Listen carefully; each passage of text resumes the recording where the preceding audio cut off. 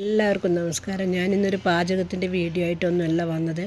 ഞാനൊരു YouTube channel തുടങ്ങാൻ എനിക്കുണ്ടായ ഒരു ആഗ്രഹവും അതിനെപ്പറ്റി ചുറ്റിപ്പറ്റിയിട്ടുള്ള കുറച്ച് കാര്യങ്ങളുമാണ് നിങ്ങളോട് പറയാൻ ഞാൻ ഇന്ന് ഉദ്ദേശിക്കുന്നത്.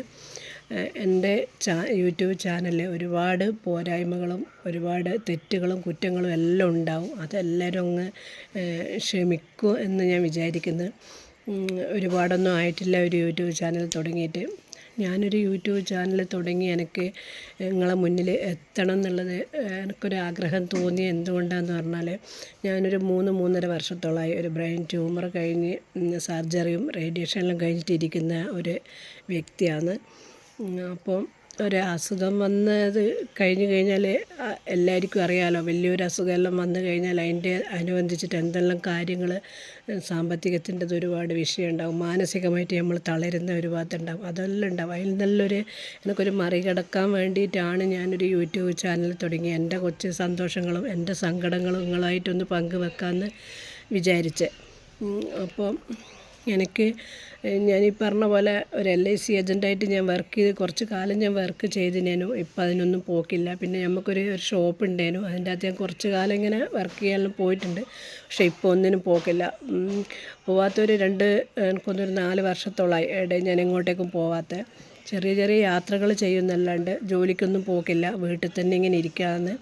അപ്പോൾ അസുഖം വന്ന് അതെല്ലാം മാറി നമ്മളിങ്ങനെ ഇരിക്കുമ്പോഴുണ്ടല്ലോ, അസുഖം വന്നു കഴിഞ്ഞാൽ തന്നെ അധികം ആൾക്കാരും തളർന്നു പോവില്ലേ. അപ്പോൾ എൻ്റെ ഒരു കാഴ്ചപ്പാടിൽ അസുഖം എൻ്റെ ബ്രെയിൻ ട്യൂമറാണെന്നുള്ളത് എന്നോട് തന്നെയാണ് ഡോക്ടർ പറഞ്ഞത്. എനിക്ക് ട്യൂമർ വന്നതിൻ്റെ ഒരു കാരണം ഞാൻ പറഞ്ഞു തരാം. എനിക്കിപ്പോൾ 44 വയസ്സായി. 35 വയസ്സിൽ മെൻസസ് സ്റ്റോപ്പായിട്ടുണ്ട്. അപ്പോൾ ഈ പറഞ്ഞ പോലെ ഞാൻ കുറേ ഇങ്ങനെ ദീർഘിപ്പിച്ച് പറയുന്നില്ല, പറയാൻ ഒരുപാടുണ്ട്. പക്ഷേ ഞാൻ കുറച്ച് കാര്യങ്ങൾ പറയാം. അപ്പോൾ മെൻസസ് നിന്ന സമയത്ത് ഞാൻ സന്തോഷിച്ച്. കാരണം എന്താ വെച്ചാൽ വീട്ടിൽ ഇപ്പോൾ കൊല്ലത്തിൽ മലക്ക് പോകുന്നതാണ്. അപ്പോൾ ഭർത്താവും മക്കളും എല്ലാം മലക്ക് പോകുന്നത്. അപ്പം ഞാൻ വിചാരിക്കും ഈ ഒരു സമയത്ത് ഈ ഒരു ബുദ്ധിമുട്ടുണ്ടാവില്ലല്ലോ, നിന്ന് പോട്ടെ എന്ന് വിചാരിച്ച് കുറച്ച് സന്തോഷിച്ച്. പിന്നെ എനിക്ക് അതിനായിട്ട് ബന്ധപ്പെട്ട് ഒരു ബുദ്ധിമുട്ടും എനിക്ക് വന്നില്ല. അപ്പം 35 വയസ്സിൽ നിന്ന് എനിക്ക് ഒരു 40-41 വയസ്സെല്ലാം ആകുമ്പോഴത്തേക്ക് കണ്ണിൻ്റെ കാഴ്ച മങ്ങി തുടങ്ങി. അപ്പോൾ 40 വയസ്സ് കഴിഞ്ഞാൽ നമ്മൾ കാഴ്ച മങ്ങുമെന്ന് പറയുമല്ലേ, അങ്ങനെയാണെന്ന് വിചാരിച്ച്. പിന്നെ അതുമാത്രമല്ല, ഞാൻ അതിൻ്റെ ഇടയ്ക്ക് ഗൈനക്കോളജി ഡോക്ടറെ ഒരു 2-3 വട്ടം കാണിച്ചിട്ടുണ്ട്. ഇതിനെന്തെങ്കിലും കുഴപ്പമുണ്ടാവുമോ അങ്ങനെ എന്നുള്ള നമുക്കൊരു പേടി ഉണ്ടാവുമല്ലോ. അമ്മയെല്ലാം ഇങ്ങനെ പറഞ്ഞിട്ട് ഒന്ന് കാണിക്കണമെന്ന് പറഞ്ഞിട്ട് അങ്ങനെ പോയി കാണിച്ചിട്ടുണ്ട്. അപ്പോൾ അല്ലാണ്ട് ഗൈനക്കോളജി ഡോക്ടർ പറഞ്ഞതെന്ന് പറഞ്ഞാൽ ഞാൻ അന്നേരം കുറച്ച് വെയിറ്റ് ഉണ്ടായിരുന്നു. വെയിറ്റ് കൂടുതലാണ്, PCOD ഉണ്ട്, അതുകൊണ്ടാണ് നിന്നതെന്ന് പറഞ്ഞു. അപ്പോൾ സാരമില്ല, അതിൻ്റെ കുറച്ച് ഗുളികയെല്ലാം തന്നു, അതെല്ലാം കഴിച്ച് പിന്നെ അതിനെ കൊണ്ടൊരു കുഴപ്പമൊന്നുമില്ല. പക്ഷേങ്കിൽ ഒരു 42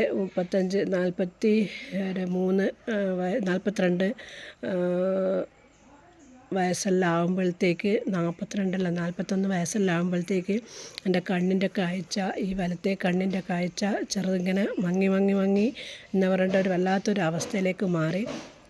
അതുമാത്രമല്ല, അടിച്ച് ഇതാവുന്ന തലവേദനയും വരും. ഇടയ്ക്കിടയ്ക്ക് ശ്വാസം മുട്ടുണ്ട്. 10-18 കൊല്ലത്തോളമായി ശ്വാസം മുട്ടുണ്ട്.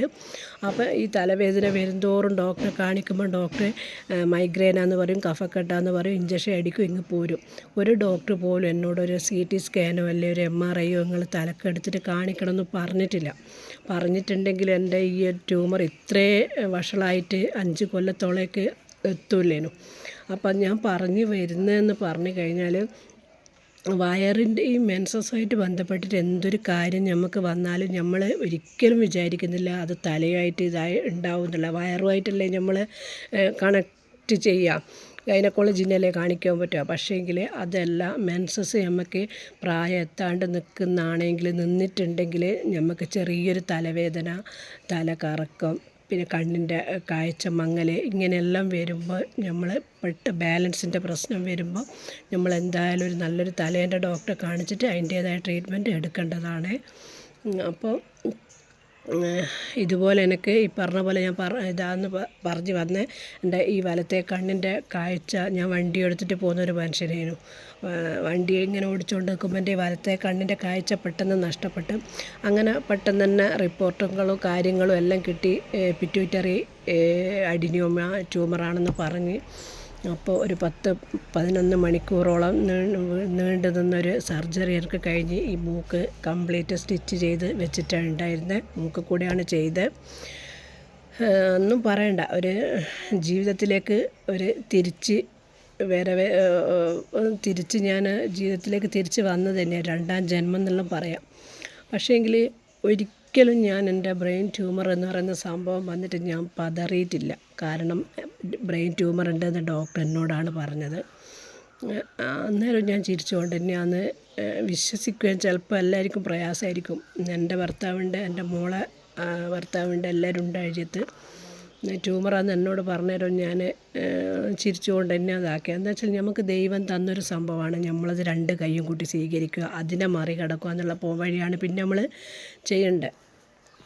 നമ്മളിപ്പം എനിക്ക് ട്യൂമർ വന്ന് ആദ്യം പിടിച്ച് ടെൻഷനായി, അപ്പം BP കുറഞ്ഞ് ഷുഗർ കൂടി, അതിനൊന്നും ആവശ്യമില്ലല്ലോ. പിന്നെ ഒന്നാമത് എനിക്ക് ശ്വാസം മുട്ടുള്ള രോഗിയായതുകൊണ്ട് ടെൻഷനിൽ വരുമ്പോൾ അപ്പോഴും ശ്വാസം മുട്ട് കൂടും. അതുകൊണ്ട് ഞാൻ ഈ ഒരു ഭാഗയെ ചിന്തിച്ചില്ല. അതിൻ്റെ അടുത്ത ദിവസം അതിനോട്ട് എന്താണ് ചെയ്യേണ്ടതെന്ന് അതിൻ്റെ വഴിയിലേക്ക് അങ്ങ് പോയി. പെട്ടെന്ന് തന്നെ സർജറീൻ്റെ കാര്യങ്ങൾ, പിന്നെ നല്ല സാമ്പത്തികം വേണ്ടി വന്നിട്ടുണ്ട് എനിക്ക് സർജറിക്കെല്ലാം. സാധാരണക്കാരായ നമുക്ക് ഇങ്ങനത്തെ ഉള്ളൊരു സംഭവം വരുമ്പോൾ താങ്ങാൻ പറ്റില്ല. ഇനി അങ്ങനെ ഒന്നും വരല്ലേ എന്നുള്ളൊരു പ്രാർത്ഥന മാത്രമേ ഇപ്പോൾ ഉള്ളൂ. പക്ഷെ പറ്റൂല നമുക്ക്. ചിലപ്പോൾ ശരീരം കൊണ്ട് ഞാൻ സഹിച്ചെന്ന് വരുമായിരിക്കും, പക്ഷേ സാമ്പത്തികമൊന്നും നമുക്കത് പറ്റില്ല.